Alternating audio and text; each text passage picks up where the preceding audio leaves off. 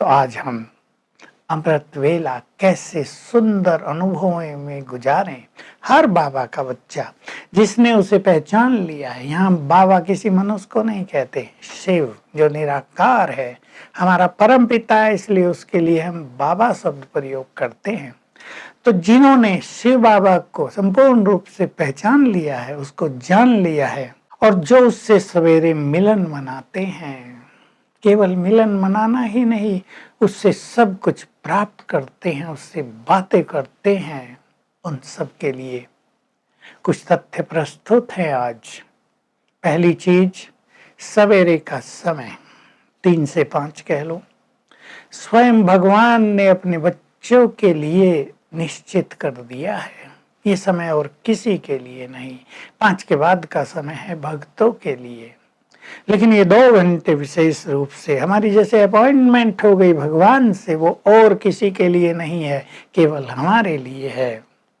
अब देखो कितनी बड़ी बात है, ये कितना बड़ा उपकार किया है उसने हम पर, कितनी बड़ी अपॉर्चुनिटी दी है हमें कि कह दिया मैं तुम्हारे लिए हूँ।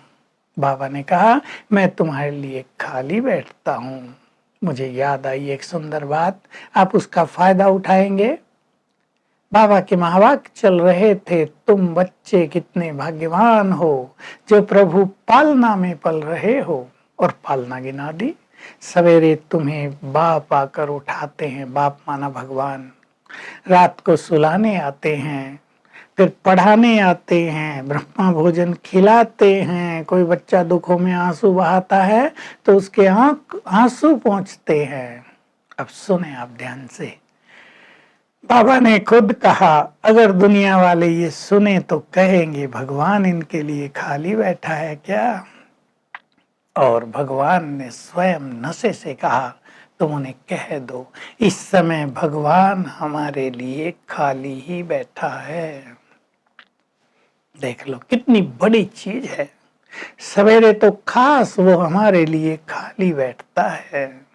भगवान खाली हो और हम सोए हुए हों, भगवान हमें बुला रहा हो और हम बिस्तर में हों, वो हमें सब कुछ देने के लिए हमारा आह्वान कर रहा हो और हम ये भी भूल जाएं, कितनी बड़ी गलती होगी। तो आज अपने में ये संकल्प भरें, मुझे लेट से लेट 4 बजे तो उठना ही है।